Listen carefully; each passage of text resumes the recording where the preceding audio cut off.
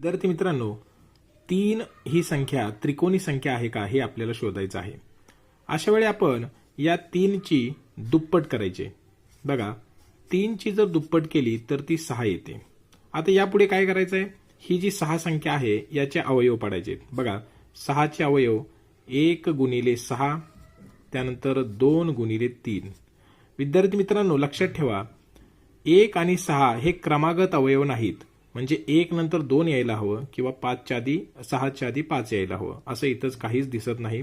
परंतु 2 नंतर 3 लगेच आलेला आहे, क्रमागत अवयव पडत आहेत, म्हणून 3 ही जी संख्या आहे ती त्रिकोणी संख्या आहे।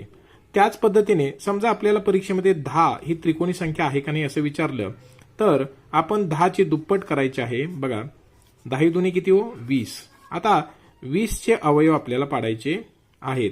बघा, 1 गुणिले 20 बरोबर आहे, 2 गुणिले 10 बरोबर आहे, 3 च्या पाड्यात नाही, 4 च्या पाड्यात आहे, 4 गुणिले 5। आता आपण इथेच थांबूया। बघा, हे क्रमागत अवयव याचे पडलेले आहेत, म्हणून 4 पंचे 20 हे क्रमागत अवयव पडल्यामुळेच 10 ही संख्या त्रिकोणी संख्या आहे। धन्यवाद।